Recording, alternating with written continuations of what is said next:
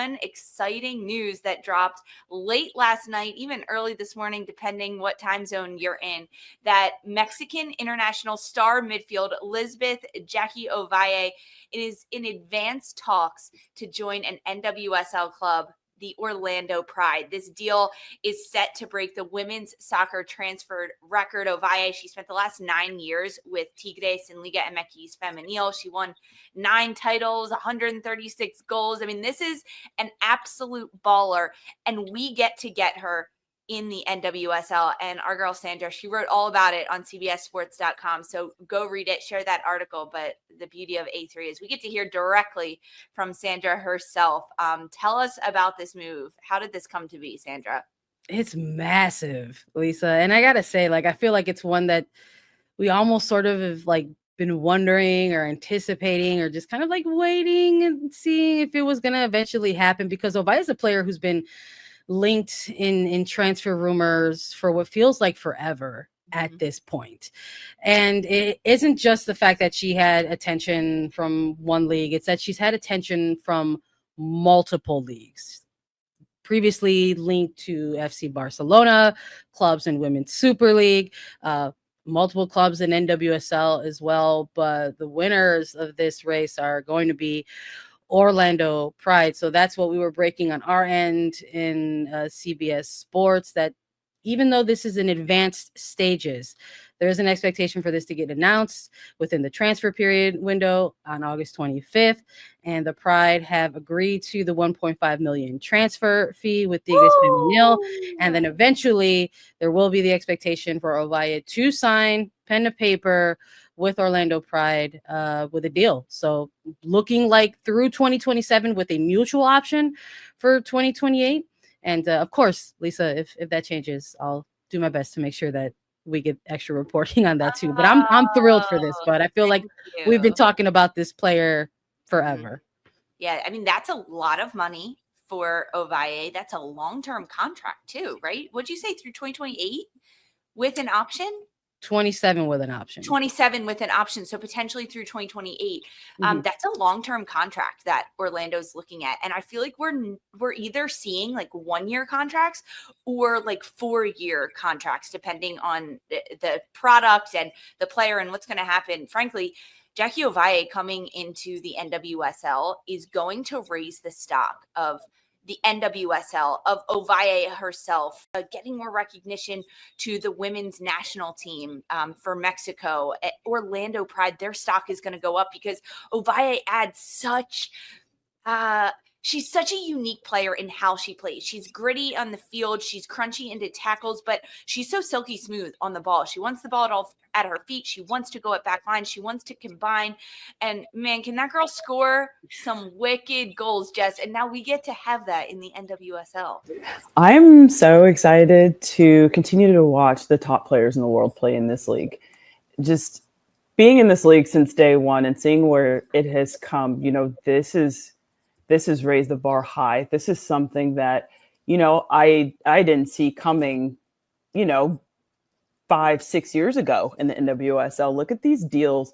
But I'm so pumped to watch this winger because she scores bangers. And the first time I really saw the way that she can play was against the U.S. Women's National Team last year.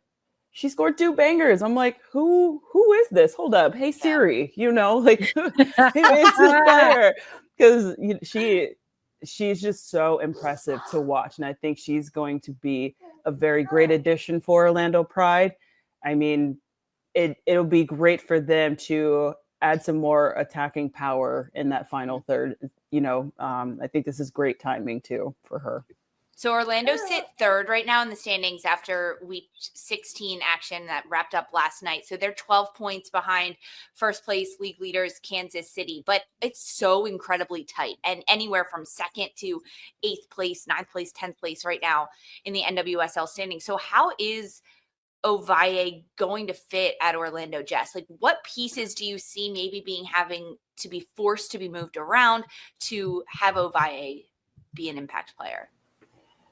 One thing that Orlando Pride loves to do, that's play ticky-tacky football in a lot of areas of the field. I think that they're so great under pressure and in tight spaces.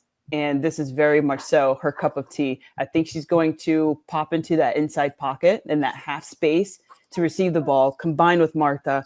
Hopefully Barbara Banda is okay after her going down, a couple days ago in their game. But just being able to combine with Barbara Banda and Marta, I think they're going to be a great trio in the final third because, she's bringing just such a spark. She's also very quick as well. So just adding even more quickness to this Orlando Pride side, I think they're going to score a lot more goals with her.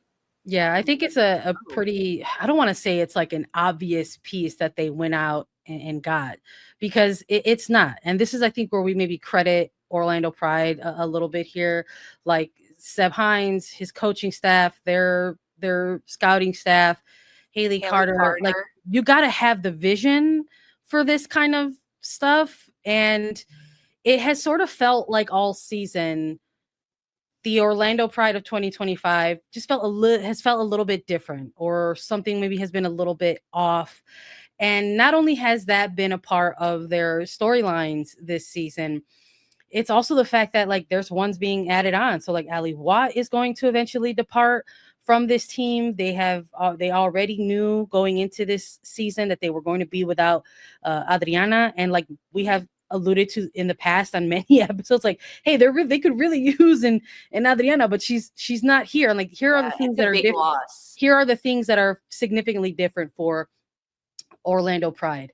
But getting a piece like Ovalle could very well keep them in the picture that they're currently in, that they're in contention. Whether or not it's a move that eventually down the stretch kind of rivals Kansas City, we have to wait and see what that is, I think. But at the very least, the very bare minimum, it's a move that's going to continue to keep them and help them build towards a deep postseason run. And that doesn't happen unless you have that awareness, unless you have that vision. I mean, Orlando making sure that they're looking across the globe for talent, whether it was in setting a previous record and bringing Barbara Banda, or now in Mexico looking to bring Ovalle. Sometimes it's not just about looking within your borders or just in Europe. It is a huge footballing globe that NWSL can look for talent. And I think Orlando has really kind of set that precedent in terms of making sure that you are casting that very wide net, number one. And number two, showing bravery and confidence in putting your money where your mouth is and getting the talent that you believe in. Absolutely. One of the biggest themes, I think, across the NWSL this year, when you look at the table, when you look at all the other competitions, we're going to talk about the CONCACAF W Champions Cup too a little bit later in this episode, but these teams are playing a lot of games. And even during short stints of the NWSL season where they've got 3 games in the span of 12 days at times. So that is really important for teams to have depth, to have rotation, to have a bench that they can go to where there's not a drop off, whether it's rotating consistently players or having more depth come in and off the bench. And I think that's exactly what Ovalle provides. Now, she's a starter and she can be an impact player immediately for Orlando, but even if she's not, perhaps it's a little bit more of a slow burn to get Ovalle into the mix under Seb Hines and the tactics that Orlando is trying to deploy this year. But once Ovalle comes in, think of all the space that it opens up for different players to get a little bit more rest, to have more rotation, to have a little bit more consistency. Not that there is a huge drop off when subs come in for Orlando, but so that there is even less of a one. That shelf just gets smaller and smaller and smaller. There was a lot of talk about where Ovalle was going to go. Sandra, you mentioned Barcelona. There's other NWSL clubs involved. And we got this question in our chat on YouTube. It came from Julia Meffin saying, I wonder what Orlando Pride had that other clubs didn't. Jess, if you were a player and all these clubs were coming at you and throwing money, what would you be looking for in a club to make a decision to go there?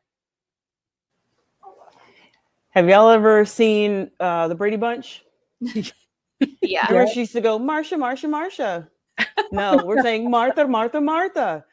If I see one of the greatest players of all time in women's football and I have an opportunity to go and play with her, I'm going. You love guys, it So was that's on it. my Marta is the poll. It's absolutely. huge. Are you kidding me? It's Let's huge. go. And you know what? Haley Carter, she has set the bar high for this Orlando Pride side. As soon as she came in and became general manager, this is exactly what she's been bringing to the table as well. She's a smart woman. I think people are sleeping on Haley Carter. We give a lot of credit to Michelle Kang. Don't get me wrong. She's doing magnificent things in the women's game, but Haley Carter, she's got some pull, and she's a very smart and intelligent woman, and she's just adding more and more pieces of the puzzle for this Orlando Pride side and making sure the bar is set high for this club, and she's continuing that, and that's historical. I love that, Marta. Marta. That's I was gonna be not ringing. sure where she You was like- going with you the like Brady that? Bunch. That's Hey, you gonna like be that? ringing. That's gonna be ringing in my ears all day. I love it. I'm here for it. But you're 100% correct. Maybe it's not just the Marta of it all. Maybe that's part of that's part of just some of what Orlando can offer someone. Because I think we can't forget on the Ovalle side of things that this is a winner. This is a winner that's coming to NWSL. This is a title-winning, 136 goal scoring winner for Orlando Pride. Okay, does this mean that Orlando's going to win this year, Sandra? Whether it's the Shield or the championship? Anything can happen in the postseason, and I'm more focused on the playoff run. And I do think that this Orlando Pride team can compete with anybody in the playoffs. As far as the Shield, I think that is just uncomfortably enough out of reach. It's still obtainable, but Kansas City has also made moves of their own, and their form is quite elite themselves. So I think they're still going to be the team to chase. But anything can happen in the postseason, and you absolutely should not count out Orlando Pride even before they got Ovalle, and you certainly shouldn't count them out now that they're about to get her. And this move to me says Orlando wants to repeat exactly what they did last year. And in talking with a couple of coaches over the last couple of weeks and even this past weekend, no one believes that the Shield is out of reach. And if you have a team and a culture that is all in on that, and a GM that's bringing in one of the best Mexican internationals to the league and to your club, to me, it says that Orlando Pride wants to win the Shield and they want to repeat winning the championship again. And now they get to potentially make a run, try to do it with Ovalle. So this move, Sandra, it's not official, but it's about to be. Yeah, What's the status we here? all love in advanced stages in quotes, Okay, cool. and that is where things are at this moment. The historic fee has been agreed upon. I think at this point it's just about putting pen to paper.